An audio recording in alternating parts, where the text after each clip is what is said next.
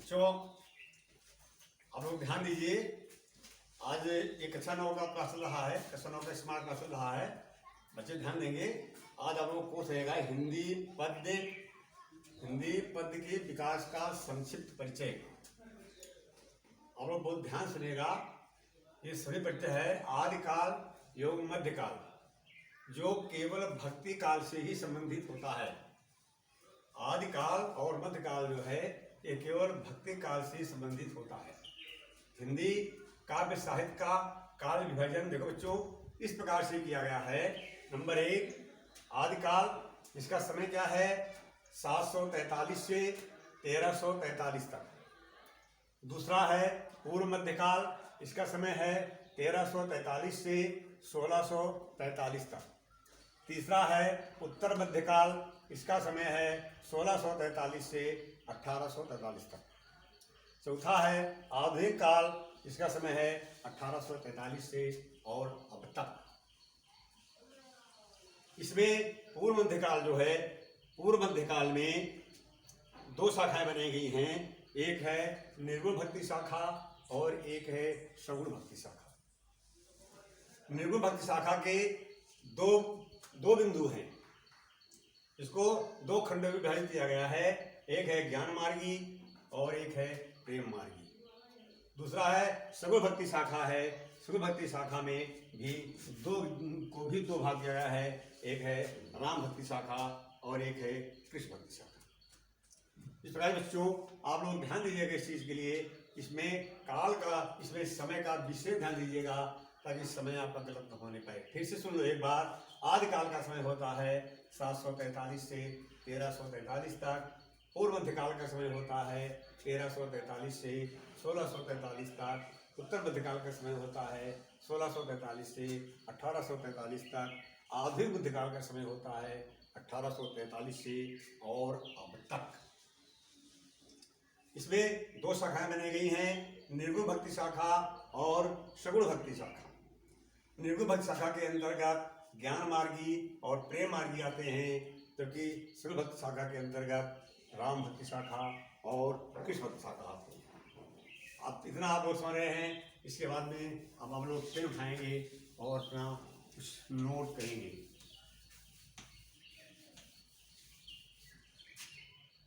आप लोग नोट कीजिएगा। प्रमुख कवि एवं उनकी रचनाएं। प्रमुख कवि एवं उनकी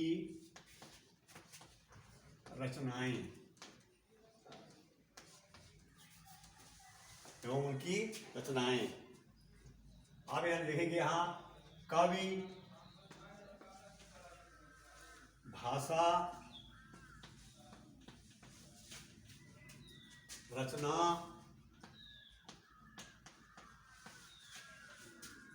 विधा।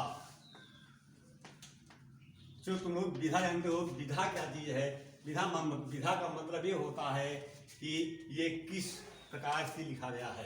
कहानी है कि नाटक है कि प्रबंध काव्य है कि वीर गीत है, इसी को विधा कहा जाता है। पहला देखिए आप, दलपत विजय, कवि का नाम है दलपत विजय।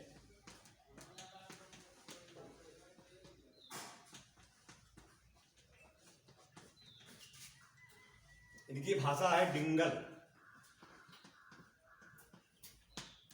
दलपत विजय, इनकी भाषा है डिंगल। इनकी रचना क्या है? खुमान रासो।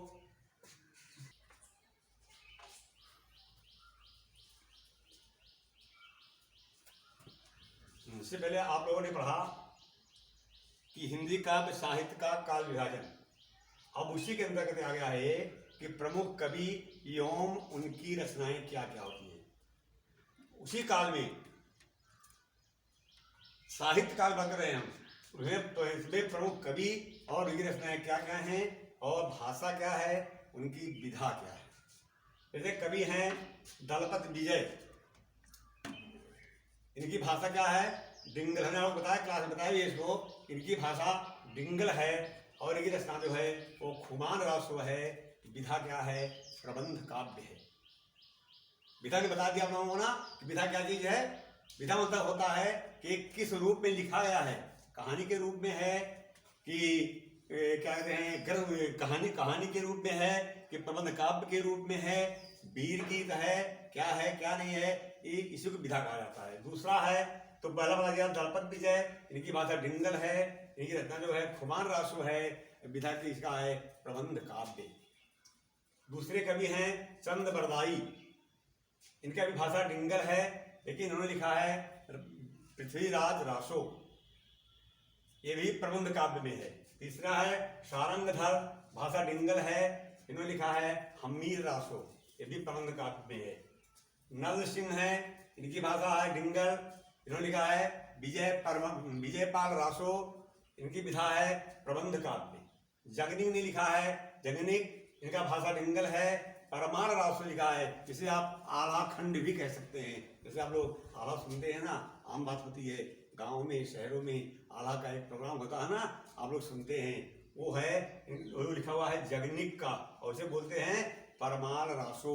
ये हमेशा वीर गीत में होता है। जब आप लोग आला सुनते हैं, देखते हैं लोग आला गाने वाले जो होते हैं वो तलवार निकाल लेते हैं, वो चलते हैं कूदते हैं, मतलब एक उत्साह होता है, वो वीर रस को प्रकट करते हैं, इसलिए इसको वीर रस कहा जाता है। नरपत लाल नाल हैं, इनकी भाषा डिंगल है, इन्होंने जय चंद प्रकाश लिखा है, इनकी भी विधा जो है वो वीर गीत में है। केदार भट्ट हैं, भाषा डिंगल है, जय मयंक जस लिखा है, चंद्रिका ने लिखा है इनको। और मधुकर हैं, अंतिम में आए मधुकर, इनकी भाषा डिंगल है, जय मयंक जस चंद्रिका, इनकी भी भाषा जो है डिंगल है और विधा वीर गीत में है। इस प्रकार से बच्चों आप लोगों ने देखा ये प्रमुख कवि हैं, ये प्रमुख कवि जो उनकी भाषा है आदिकाल के हैं। आदिकाल का जिसका दूसरा नाम क्या होता है, वीर गाथा काल होता है। आदिकाल को वीर गाथा काल कहते हैं और इनका समय जो होता है वो 743 से और 1343 तक का होता है। इसके बाद में हम चलेंगे आप लोगों के लिखे भक्ति काल में। भक्ति काल जो पूर्व मध्यकाल कहा जाता है, भक्ति काल जो पूर्व मध्यकाल कहा जाता है, उसको देखें आप लोग। हाँ, तो अब तक आपने देखा था, इससे पहले बड़ा आपने आदिकाल जिसे कहते हैं वीर गाथा काल। अब आपको बताएं बच्चों भक्ति काल, ध्यान दीजिएगा, आप लोग पेन ले लीजिएगा, कॉपी खोल लीजिएगा, लिख लीजिएगा ताकि आपको बाद में दिक्कत ना हो। अगर कोई दिक्कत होती है तो आप लोग पुनः संपर्क भी कर सकते हो, ऐसी बात नहीं है। हम लोग प्रत्येक दिन बेचारे मिलते हैं, काम करते रहते हैं, आप लोग लीजिएगा। अब पढ़ा रहे हैं हम लोग को भक्ति काल, पूर्व मध्य काल। ये भी वही चीज है, कवि, भाषा, रचनाएं और विधा। कवि में भक्ति काल के कवि में सर्वप्रथम आते हैं कबीर दास, इनकी भाषा सदुक्कड़ी है, इनका रचना बीजक है, विधा है गीत और मुक्तक। वही कबीर दास जिनकी आप लोगों ने तमाम दोहाएं पढ़ी हैं, तमाम चौपाइयाँ पढ़ी हैं, तो बड़े ही विशेष ढंग से लिखते हैं, क्योंकि किसी से धन लगाव होता है, किसी से जुड़ाव होता है। दूसरे हैं सूरदास, इनकी भाषा ब्रज है, इनकी रचना है सूर सागर, साहित्य लहरी, लेकिन इनकी जो विधा है वो गीत काव्य पे होती है। इनको लोग इनके लिखे हुए काव्य को लोग गाते भी हैं, कहते हैं महफिल में गाते हैं, सुनाते हैं। तीसरा है तुलसीदास जो बहुत चर्चित हैं, तुलसीदास के बारे में आप लोग जानते भी होंगे, इन्होंने ब्रज अवधी भाषा में लिखा है और इनकी रचना जो है वो रामचरितमानस, जिसे आप लोग रामायण भी कहते हो। लगभग सभी हिंदू घरों में रामायण होता है, आप लोग पुस्तक का उसका अध्ययन करते हैं, ग्रंथ का अध्ययन करते हैं, वही तुलसीदास द्वारा लिखा गया है। और एक है कवितावली भी है, गीतावली भी है। इसकी विधा जो है वो महाकाव्य है। जो रामचरितमानस है इसे महाकाव्य की भी कहा जाता है। इसकी बात नहीं है कि रामचरितमानस क्या चीज है, रामचरितमानस है, राम के चरित्र का घर है वो। भगवान राम के जितने भी चरित्र हैं, ये समझ लो कि आदमी के अंदर में जितने भी चरित्र होने चाहिए सब तुलसीदास जी ने अपने रामचरितमानस के माध्यम से हमको आपको दर्शाया है, बताया है। और हमें आप लोगों को रामचरितमानस के पाठ का पाठ करना चाहिए और उनके बताए हुए आदर्शों पर भी ध्यान देना चाहिए। तीसरे हैं, चौथे हैं मीराबाई, जिसको आप लोग सुना होगा, बसो मेरे नैनन में नंदलाल लिखा है इन्होंने। और इनकी भाषा जो है वो राजस्थानी मिश्रित भाषा है और इनकी रचना जो है वो नरसिंह जी का मायरा और राग गोविंद है। एक गीत काव्य में भी है। इनकी विधा जो है वो गीत काव्य में है। गीत काव्य जानते हो ना, गीत का वही होता है जिसे हम गा गा के भी पढ़ते हैं। रहीमदास हैं, रहीमदास की भाषा ब्रज है और अवधी है। इन्होंने रहीम रत्नावली लिखा है और ये भी नीत काव्य में है।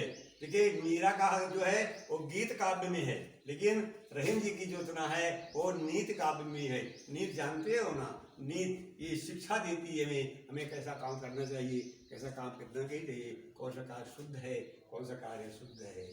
जायसी जी अन्य कवि हैं, इनकी भाषा अवधी है। इन्होंने पद्मावत लिखा है। पद्मावत जो है ये महाकाव्य है। नरोत्तम दास जी हैं, इनकी भाषा ब्रज है। इन्होंने क्या लिखा है? इन्होंने लिखा है सुदामा चरित्र, ये खंड काव्य है। अंतिम में है रसखान जो ब्रज भाषा में है, और इन्होंने क्या लिखा है? सुजान रसखान। इनकी कई की पिता को है मुक्तक है, वही रसखान है जिन्होंने लिखा है। क्या लिखा है? मानस हो तो वही रसखान, बसों बज गोकुल गांव के ग्वारन, जो पशुओं चरो जो पशुओं तो बसेर करो, नित नंद की धेनु के मझारण, पाहन हो तो वही गिरि को, जो धयो कर छत्र पुरंदर धारण, जो खगो हो तो बसेर करो, मिल कालिंदी फूल कदम की धारण। इस प्रकार से ये रसखान के भी हैं, और रसखान के भी जो हैं ये भी भगवान श्री कृष्ण के ही उपासक हैं। इसमें जितने भी आपको मिल रहे हैं ये सब भक्ति काल के हैं। कबीरदास हैं, सूरदास हैं, तुलसीदास हैं, मीराबाई है, रहीमदास हैं, जायसी हैं, नरोत्तम दास हैं, और रसखान के भी हैं। ये सब जो हैं वो भक्ति काल के ही हैं। और इनका जो है